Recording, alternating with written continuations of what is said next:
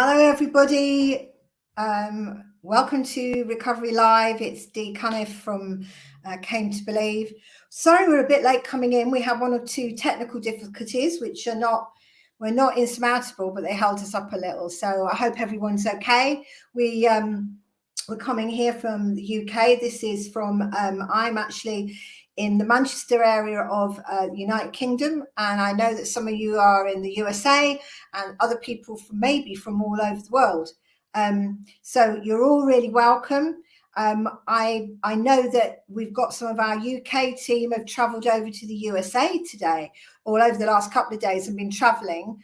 So that's really great. I'm hopeful that in October we've got a retreat starting up in October in the New York area, and I hope to be there. So there's a fair bit of travelling back and forth. We've been travelling all over the country this year to be able to run retreats early on this year. Then we've had a little bit of a break, and it's about to really kick off now. So we're about to have the Kent retreat this month, Devon retreat, and North Pennines, Crewe, Cheshire, going through into the new year, January, for the Kent retreat again. So there's a few things going on happening this end in the United Kingdom of England and Wales, and in Ireland there will be retreats happening there, and we'd love to know if any of you guys are from Scotland. Get in touch. You know, we need to start some new retreats up, and we know that there's for example, this current retreat is absolutely full up. We're trying to, which is in Kent. We're absolutely full up. We've got 75 people already, and half of the problems that are going on, well, there are a few things that happen when you're setting up a retreat. You always get a few glitches happen. But at the moment, it's to get support for the people to help, you know, because we've got so many newcomers. So there's a lot of people out there that are in need. And the rehab centres where they're doing treatment programs, they've been closing down. So Came to Believe is coming here to, you know, for you all to know that for addiction of any type, you can book on. So anyway, to let you know what's happening in the UK, we will talk a little bit about the USA in a little while, because I know that some of you guys are from there. So I'm, you know, you're very welcome. Hello, Doc Roth. Hello, Danny. Hello, James. And yay, Doc. Yeah, he's given. Yeah, I've got flames and fingers up from in the comments. So if you're watching, put some a message in to us so that we can engage with you, and say where you're from. So Danny Richards, right, you see, immediately I say Danny's done it. Kentucky, okay, and Las Vegas. You see, this is why we will talk about the USA in a bit, but we're doing a little bit of a UK. This is like, you know, the UK with it's the takeover. So I'm going to bring my usual colleague on, and in a moment, Vanessa. Vanessa, Linney, and I, we've known each other for a long time. Been involved with the 12-step program for a long time, and also been involved with retreats. And I've got a few things I want to talk to Vanessa about. Because I think it might be helpful, especially for anybody new that's listening, anyone that's come in and hasn't heard about Came to Believe before. And even if you have heard, you know, to get some encouragement about amazing things that can happen by going to a retreat. So, okay, so I'm just going to welcome Vanessa on now. If you can, she is. Hi, guys. Hello, Dee. How are you? Saying hello from 45-degree heat in the desert in Dubai, not Vegas. Well, we're 30 degrees in the UK today, which is like quite hot for us, you know. I love it, but lots of people are moaning because we're not used to it. We don't have any air conditioning. We don't have anything like that. You know this, don't you, Vanessa? We don't have air conditioning because this happens so rarely. But, you know, in the last month, I think it's within the last month, we had a massive heat wave, which was hotter than this, where you could hardly move. I think we were about 35, 36 degrees. And I think it was the hottest it had ever been. It might have even been higher than that. It's Wow. 30 today. I think it was hotter than that yesterday. I think it's great. I love it. It's great in the Britain in the summer is amazing when it's hot. It's really beautiful. Tell me, Vanessa, about where you live. You say you're 45 degrees. You're in Dubai. Tell me about where you live. Just quickly about what you and what you do there. What's your job? So I live in Dubai. I moved to Dubai. I found the courage to move to Dubai 4 years into my recovery after going through the big book and attending 3 retreats. And weirdly, I was starting to accept that maybe this job and this life was the one that was meant for me, when really I had bigger dreams. And I thought, I'd been through the program, become humble, but still had dreams, of wanting to travel the world and whatever. And I was offered a job in Dubai. And I thought, why not? Because I'm sitting in this room and nobody knows I'm here and doing this work, and I'm just hidden. And weirdly, as soon as I sort of made the decision to come here, I remember driving home and I just had this, I kept getting offered really good jobs all of a sudden from the UK. And I'm like, oh gosh, that one's with a car and that one's here and that one's here. And I remember one day driving home, and this is what I love about this program and having God in my life, is I just sort of had a bit of a spiritual experience where he told me, no, no, no, and kind of put a tunnel up and said, no, go for it. Because when I was drinking and when I was unwell, and even when I just recovered, I kind of thought that was my job. I was in sales, advertising sales at an agency, and thought that was it, really. Not always a bit skint. But yeah, so I came to Dubai, and for me, this is what recovery is about. What's been achieved from the age of, I think I got here when I was 42. I'm now 51, and what's been achieved in sobriety in those 8 years, is amazing. I've learned, economies of governments across the world, different countries, set up award ceremonies, learned different industries, learnt maths, which I wasn't very good at, but was forced into it. My brain came back.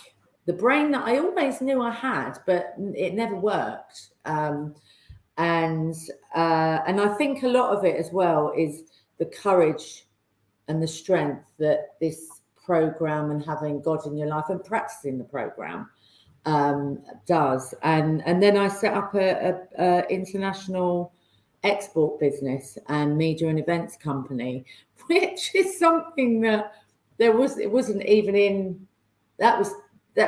ever even thought of. So I've been very fortunate. I've always worked. I'm going to say that you may say you've been fortunate, and that's almost like that word, fortunate. And I'm going to say that I think it's a little bit more than that, because I think that because I knew you from the day, and when I first met you, you had no money, you were pretty well homeless, and you were drinking, and I was on my way somewhere, and you came and asked me at a meeting whether or not I would take you through the 12 steps. And I said I would, but I was going away, so you'd have to get in touch with me a couple of weeks later, and you did, but you were drunk. You'd been drunk. You kept drinking. You could not. I did. After 3 years of relapsing, still going to meeting. I always prayed, and I always went to meetings, and I think God got me to the meetings. But but I didn't listen, and I didn't do anything that was suggested. You know, my very first sponsor came up to me after I flung through the doors, you know, and the next week of saying, oh my God, I've done it again. My life's a mess. I'm now going to lose my house, or whatever it was. And, you know, crying and shaking and not understanding what was happening to me. And she said, look, do you want me to be your sponsor? And I just went, yeah. And I proceeded to drink and proceeded to lie to her. And she... Sounds pretty normal. Yeah. Active alcoholic. Yeah, but she was that meeting I went to, they called themselves old timers, and for some reason they always sort of said, we don't know how to take people through the big book. But I kept going back there, and she got to a point where she said, look, I don't think I can help you. You're too strong a character for me. But I suggest you go to this meeting on a Wednesday night, because I've seen lots of girls who consistently relapse get well there. And look for a lady with pink in her hair. She didn't give me her name. Blonde hair with pink strips in it, and ask her to take you through the big book of Alcoholics Anonymous. And at that point, I was at what they call the jumping off point, where I'm either going to kill myself, or there was no other choice really. It was I could see, I had another flashback when I woke up on my living room floor of, there's the gutter and that's where you're going. And then another flash of, what's the other option? And all of these AA meetings that I've been to, and all the people that were texting me when I didn't go, and I'm like, oh, go away, came back into my head, almost like a real spiritual experience. And I thought, oh, okay, I'll go back. I'm going to suggest that it is a spiritual experience. And when you said you were fortunate, because I watched you go from there and you turned up, and then I suggested you did some things, and then at some points, there was 1 or 2 times where you didn't listen. I remember that you wanted to do things. I tried not to listen. Well, you were better than many that I tried to help, but you know, and you did it. And then when I was just trying to remember, and I think I was saying to you when we were communicating before, you know, Recovery Live, that I was trying to remember what actually happened when you.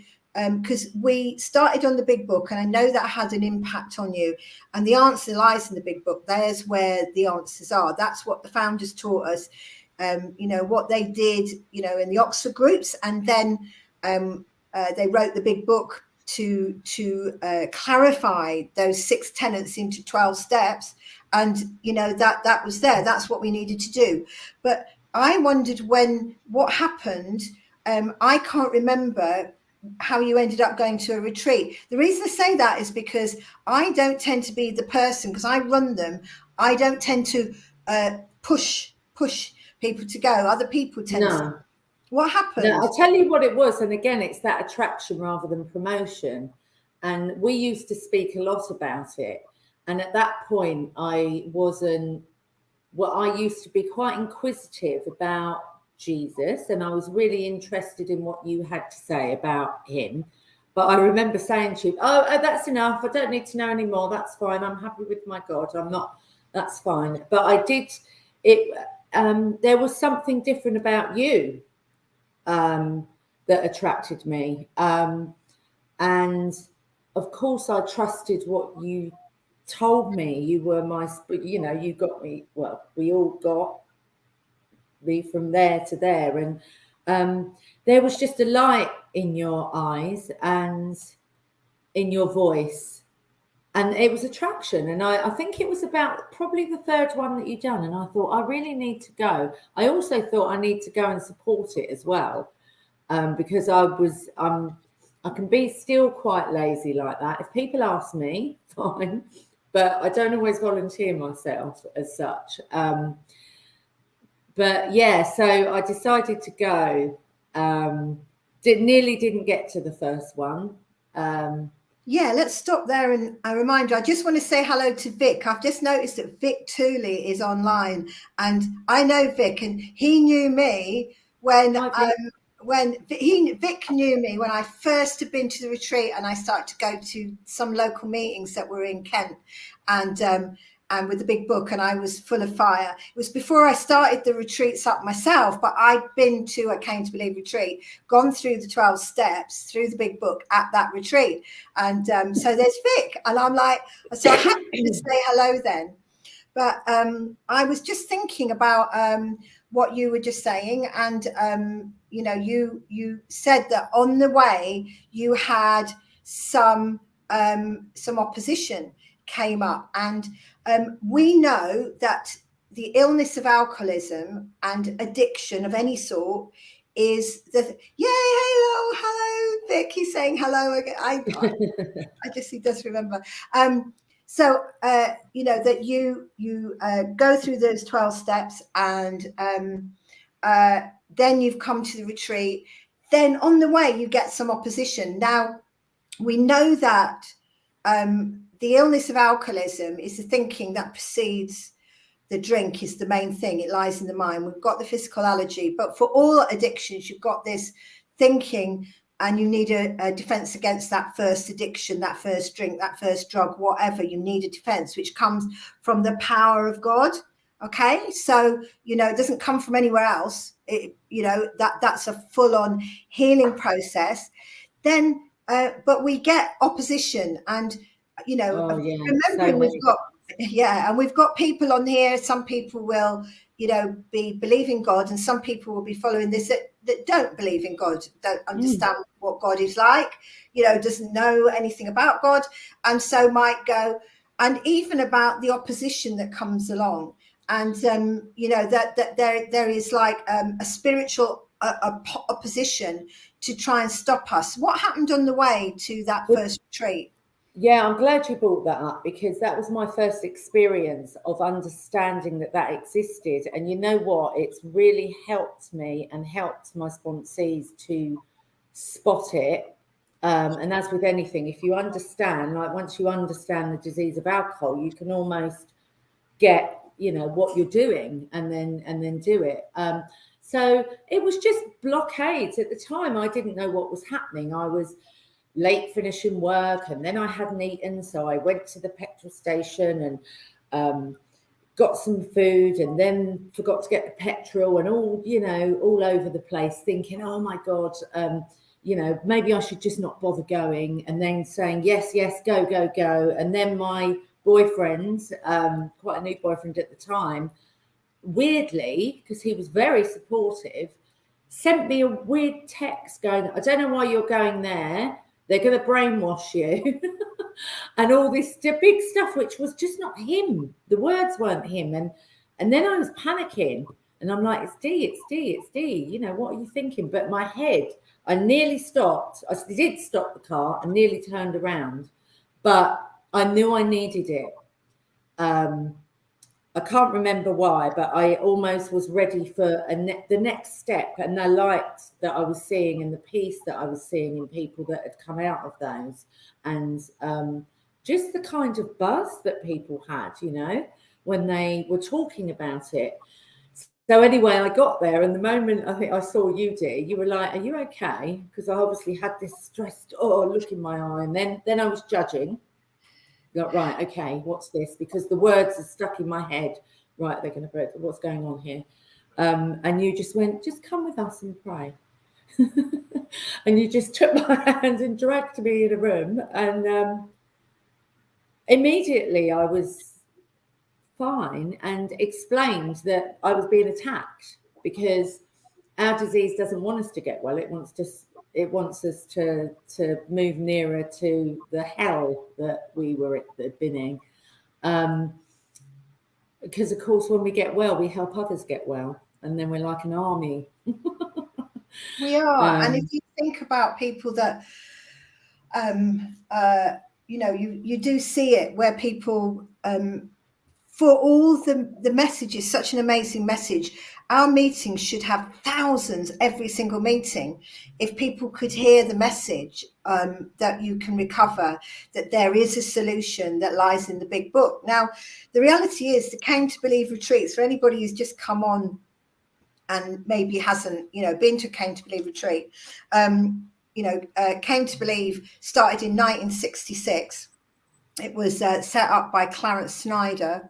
It was who was sponsored by Dr. Bob, and he set up the retreats. And over the years, he got sponsees, and our sort of spiritual support, guides, I don't know what you would say they are, within Came to Believe are the people that were sponsored by Clarence Snyder. He was terribly ill, drunk. There's a great video that if you go onto YouTube, which is Clarence talking his last talk just before he died, and he tells you about what he went through. He was homeless, he was a drunk, he was living on the streets, he couldn't stop drinking, and he met Dr. Bob and was terrified of him and ran away. And and Dr. Bob came to his bedside in hospital, and said, basically, have you had enough? Have you had enough? And Clarence eventually said yes, and he didn't want to pray, and he didn't want to do all the things that were said, but he did those things, and he recovered. He became prolific sponsor, Clarence Snyder, and started up the retreats. So, he did that. And then there are the people that wrote the legacy guide from the retreats, which actually all it is the big book, supported with another book called Dr. Bob and the Good Old Timers, which really highly recommend to read. And then the Bible readings that attached that they used originally with Dr. Bob, that came out of the Oxford groups. So that's what we do at the retreat, because I can see there's one or two people that maybe don't know about it. So when I went, the very first time I went, that's when I met Vic, who I just mentioned, who's I can see is in the comments. And I just come out of there and I was on fire. I'm like, does anybody else know about this big book? And they did, in this meeting that was in Sidcup in Kent. And I got loads of, support there. And eventually I started up my own Came to Believe retreats in Kent and North Pennines. And I remember that happening. That was a massive spiritual experience, because you were trying to work out what it was you were supposed to be doing, and then this happened. And I remember us being at the retreat and seeing so many people have these amazing experiences, and then remembering this is what it was supposed to be. Yeah, that's exactly. And like you, when you knew to go to Dubai, when God, because you were listening to God, and I know you've always listened to God, I know you have, because you have to. Well, I've tried not to, but that doesn't end well every time. And you got guided that this was where it would be good for you. But the thing is, you're not only over there being a successful businesswoman, I know you're sponsoring women and taking them through the book. Yeah, and different cultures. I mean, I've got a new home group, and I was sitting there last week, and there was Moroccan, French, Canadian, American, Irish, Scottish, Arabic, two Arabic. And you know what, for them, there's a whole other thing attached to it, isn't there? Because they're not supposed to drink. And if anyone catches them, they can't be seen. And I've got goosebumps now. It's an amazing thing to see the relief in their eyes when you've got other men and women, when they found that safe place, because they cannot let anyone know. And a lot of them, of that culture, who are brave enough to walk into an AA room, they often their sort of solution before, and I know a lot of ours is, but for them I think it's a bit quicker, is to kill themselves, because if their family find out, that's a whole other thing. I mean, I know we have that as well, but it's just a really, so it's lovely to see them in, Arabic people in there as well. It's amazing that you are in that environment and, carrying the message there. I know you sponsored lots of women over there. I know that. And I know you carry the message. And I've got Andrew. Oh, hello, Andrew McIntosh. He was in January, came to Believe retreat in January, 8 months clean and sober this Saturday. Come on, Yes. Andrew. And he's coming to the Kent retreat at the end of the month. So, Andrew, we need you. We've got all these newcomers. I wish I could come. Oh, fly over. I mean, I can't even, at the moment, my trains are difficult, but I will get there even if I've got to walk. You know what I mean? So maybe next year. Yeah, because I've got to travel. So that's great, Andrew. It's lovely that you're on, and I'll see you there. Yeah, we need your help, Andrew, at the retreat, and it's wonderful. So I know then that what happened with you is that you then started to help us, at the retreats. And in the early days, if anyone has ever started a retreat up, and it can still be quite difficult, because the thing is, everyone's very excited about helping when they're at the retreat or a couple of weeks after. They're always like, yeah, we'll come and help. It's amazing.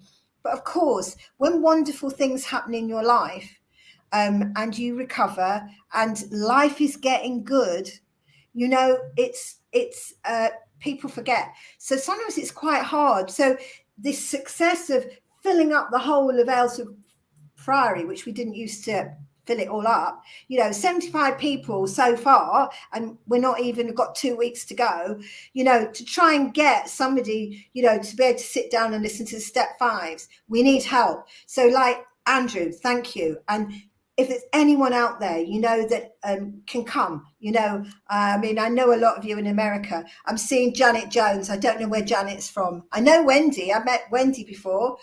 Jonathan, I know Jonathan Klein. A lot of our USA friends. But that's you came and helped. So I just wanted to say that I wanted to thank you, Vanessa, because as I was saying, in the early days, I don't even know how we managed to try and do all the step fives in those early. Well, it's not even just being there to do that. It's the preparation of all the paperwork and the handouts beforehand. That one person. I mean, I think the first one I went to was about 30 people. So gosh, and it's the printing and the just being there to hand things out and direct people. And then when you get into the actual day of the program, people to listen to people's step fives. And I was nervous. I don't know why. And there was no need to be, but that's because I was probably in myself. But in that respect, I just always pray and get out of myself. But it was an amazing thing to be able to do that. You did loads of printing. You printed loads of step 10 sheets, like loads of them.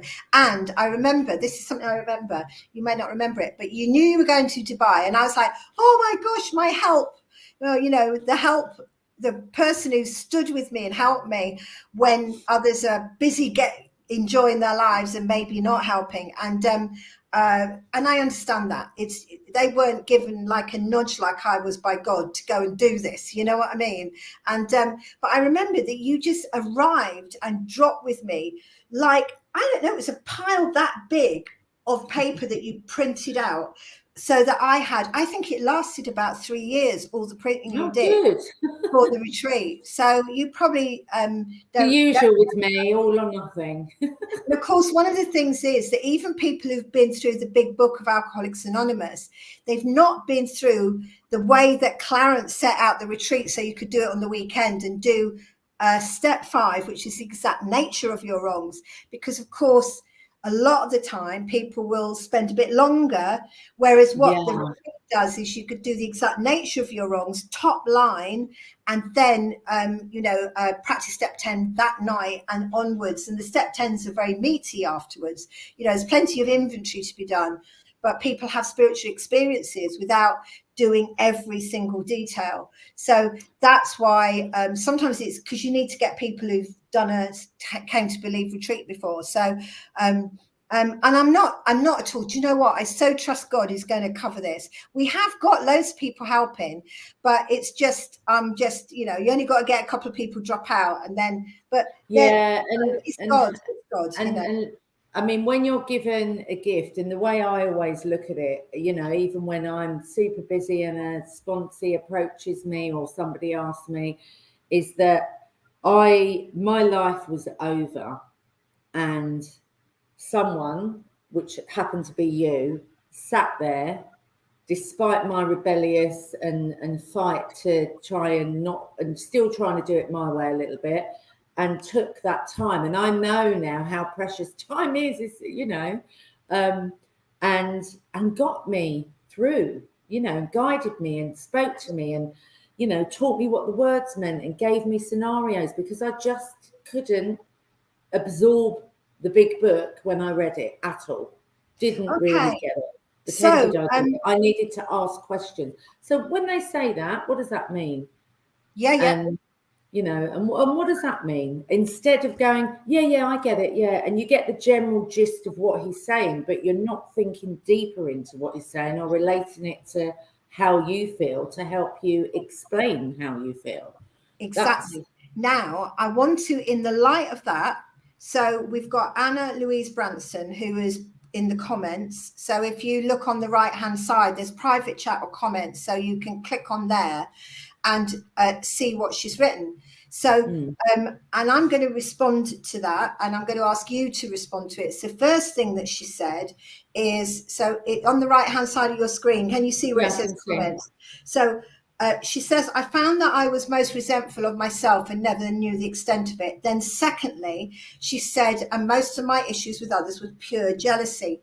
So I'm not sure, you know, Anna, Louise, whether or not you've recovered, but if we were going to talk about a retreat, so if we were doing a step 5, rather than doing the whole list of resentments in that step 5, we would look at the top line, which is that you're resentful of yourself and about jealousy, and we would look at those top line resentments. Yeah, brilliant, Anna Louise, that's wonderful. And you know which ones are on the surface, because that's what comes out of your mouth. Yeah. You know, it's the thought comes in your head. So afterwards, Vanessa, for anyone who's sat there who's going, yeah, well, I do the big book, and you know, I spent 4 or 5 hours doing all my resentments, which many, and that's nothing wrong with that, you know, to do that if you've got the time. But the retreat, you do the exact nature of your wrongs. But afterwards, we do a lot, don't we, in step 10 after a retreat. So what do you so if you were resentful with yourself or you were jealous, what sort of, you know, what would you do in your step 10 to be able to deal with that?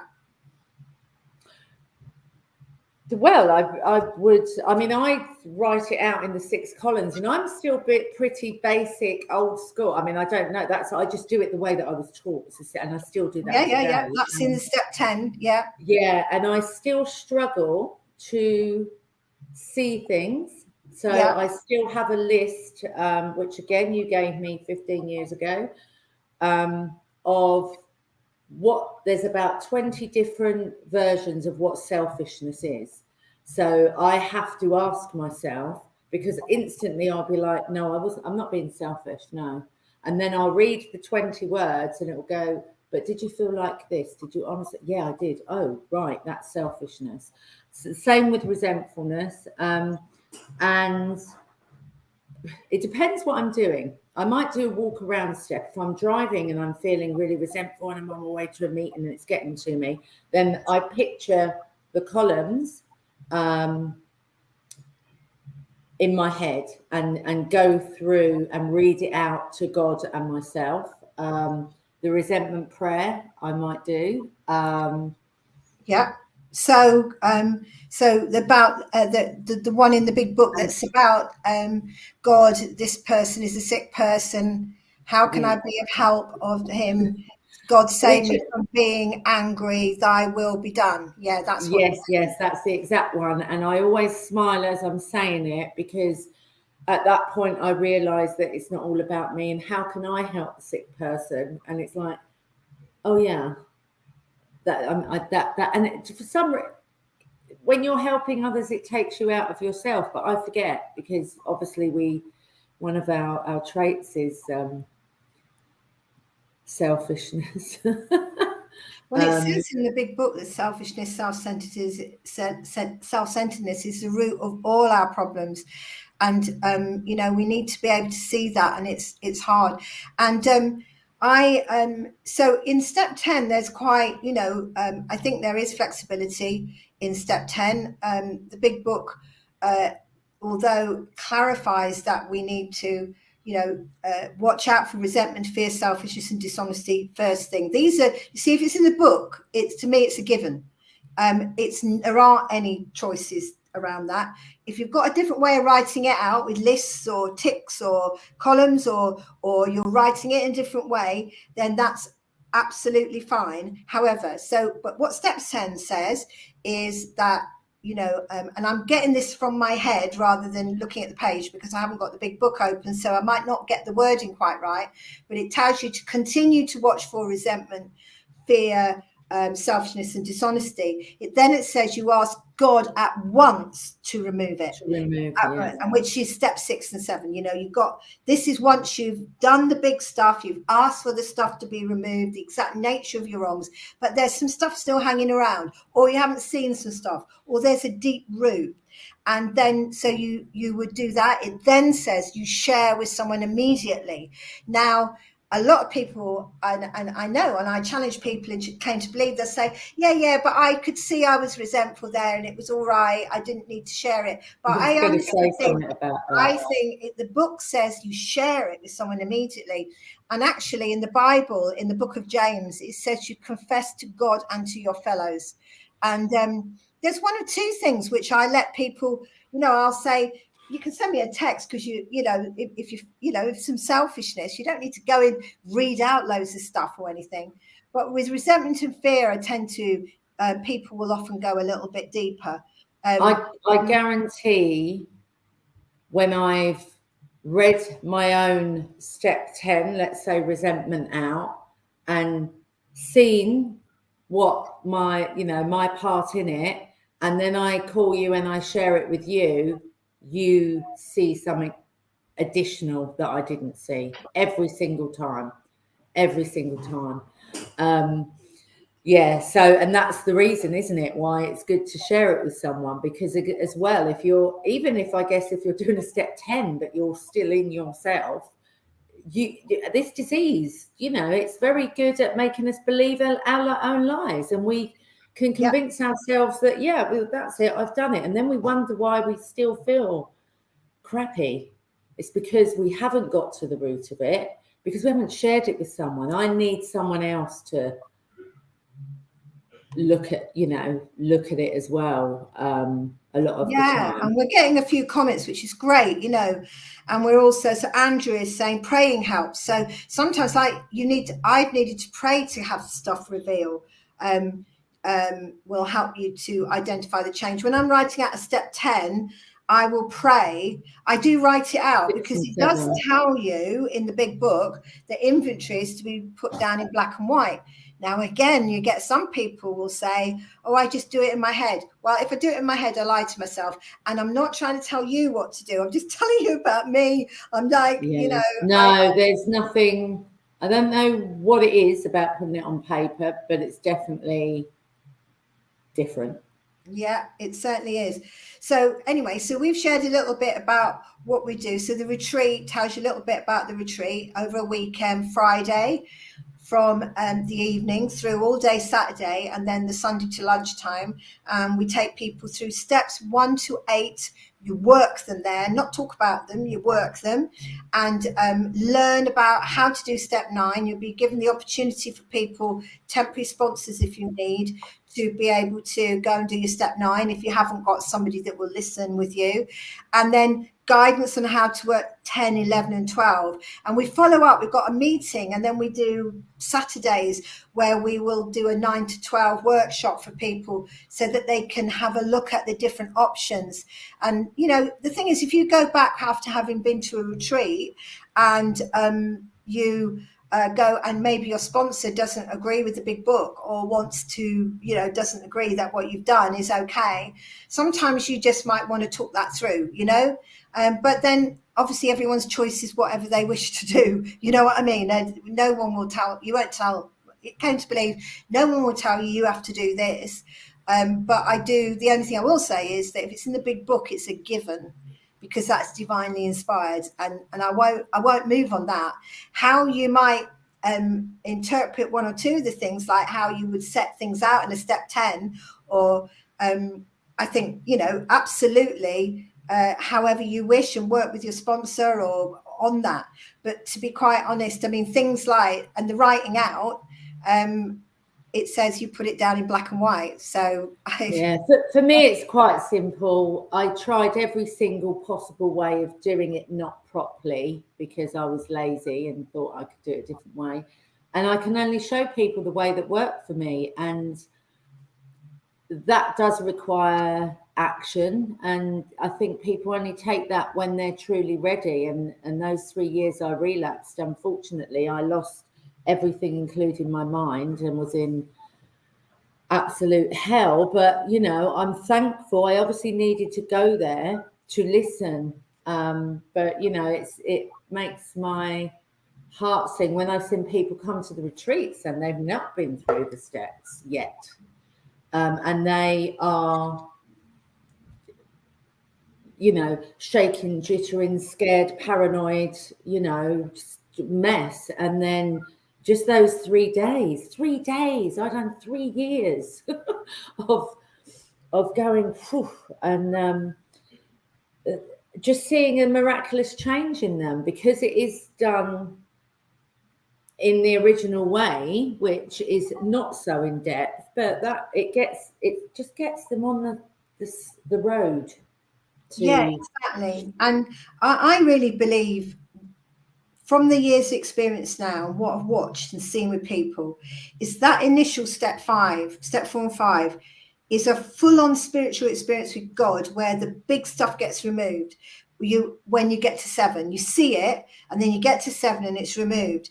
Now, I believe it is removed if you want it to be removed.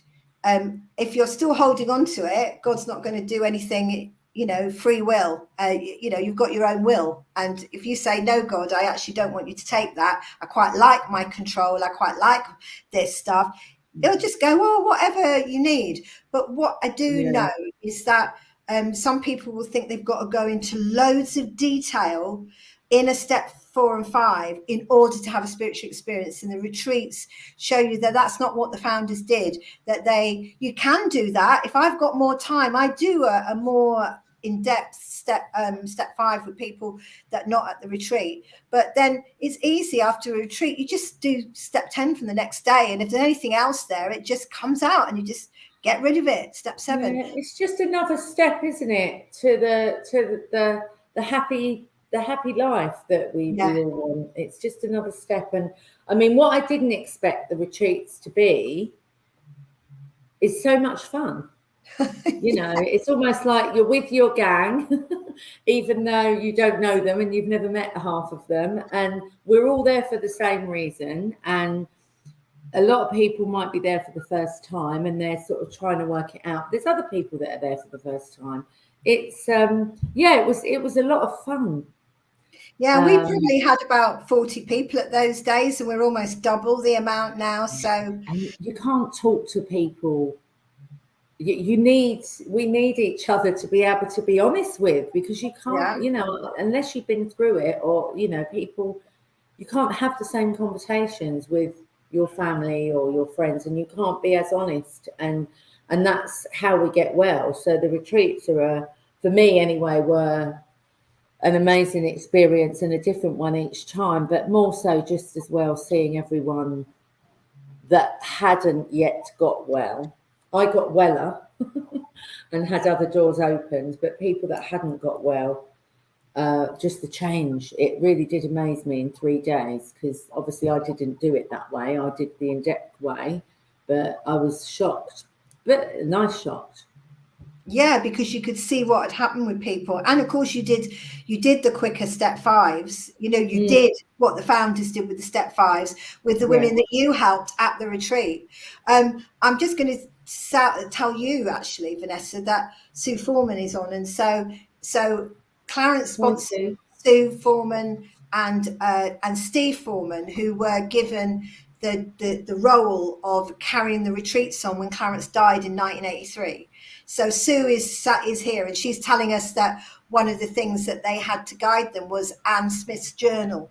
So Dr. Bob Smith's wife's journal. So, which is great. So I remember seeing the tapes. Were they taped CDs or whatever they were? At the Steve Foreman.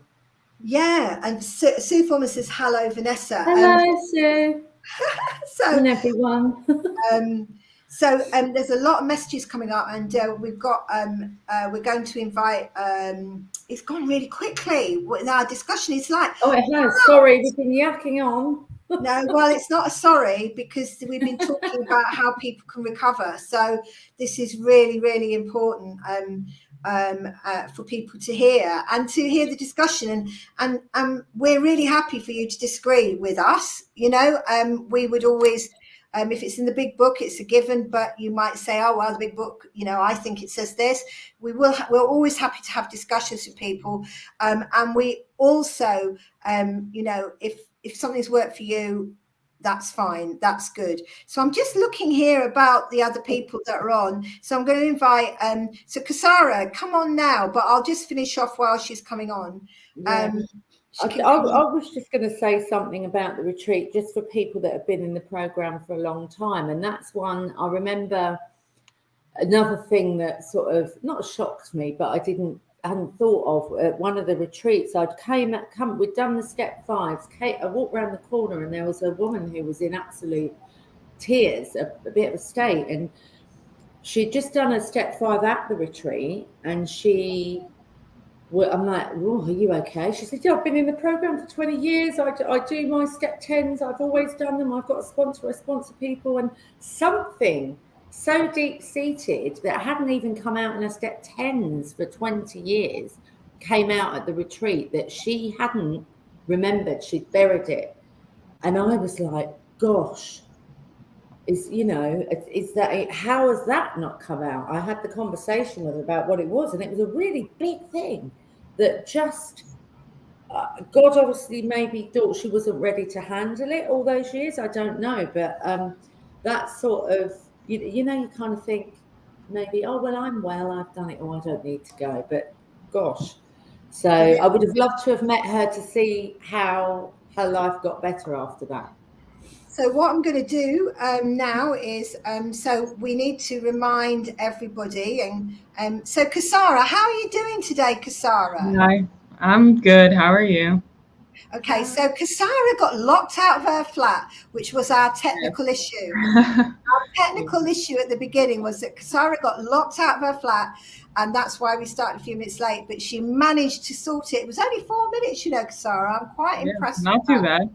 I think she's been sunbathing. She's got a nice tan. Yeah. I think she's at the beach. It's good to see you, lovely Kasara. So Kasara's works away, beavers away in the background, making sure everything's working, and it works wonderfully. And she needs you to put into, so anyone that's new to this, a lot of you know because you're already doing it, put hashtag recovered in the chat. Not just recovered, hashtag recovered. And if you haven't done that, do it. And I know that some of you may not know to do that. And what happens then, Kasara, if we do this? What's going to happen?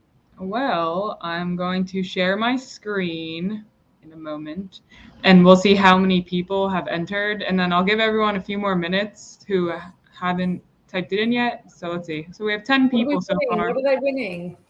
They win a Came to Believe t-shirt. So I think some of them, I'm not sure which ones we have, but we have like the Came to Believe recovery ones with the logo, or like hashtag recovered. They're very nice. I have many of the t-shirts. So make sure you comment So you can win one too. We've got lots of hashtags coming up. And now we have 12. Andrea, A lot of Janet. hashtags happening. And I just, before we do that, I'm just going to say, Sue Foreman says, and I feel really great about this, she says, you've been laser focused on the core message. Fabulous conversation. So well done, Vanessa. Hey, well done. Yeah, all of us. Thank you. Do you want to go with it then, Sarah? I'll Yep. turn over to you. I'll hit draw. Let's see. Oh. Let's see. Oh, Jamie. Yes, Jamie. Oh, that's just, is it Jamie or Jamie? I'm so sorry. You've told me before. I've done this before with Jamie or Jamie. And sorry. yeah. Jamie, and make sure to privately message the Came to Believe Facebook with your address so that we can mail you one out. But don't put it in the chat because we don't want it to be public. So just privately message the Came to Believe Recovery Facebook, and then we can send you one. So so everyone knows what they're doing. So in the last 4 minutes, thank you for that, Sarah, and thank you for doing everything in the background, arranging things beforehand, getting in touch, giving us guidance. It looks like it's just us, but to be quite honest, none of this would happen without Sarah, which is why I got you to come on. Thank you. None of this without you. I appreciate it. Bye, everyone.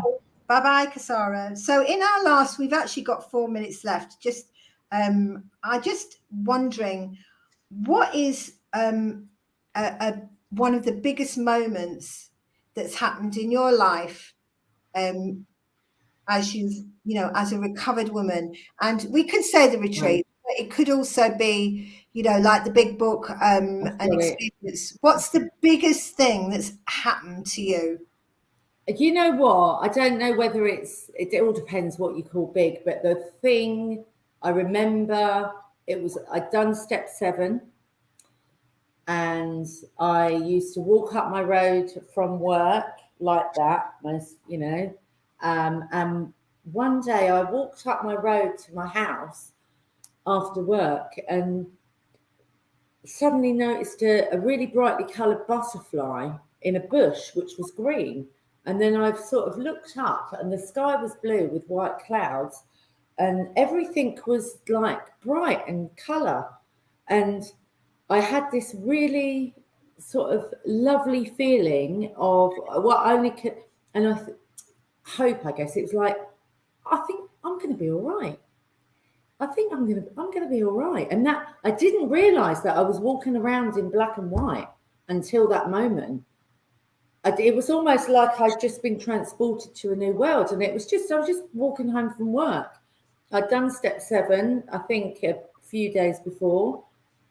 And it was a real, I'd not felt like that for many, or I don't even know if I ever felt like that, to be honest. But it was I'm going to be all right now. Isn't that beautiful? And it really was. That's my biggest moment for sure.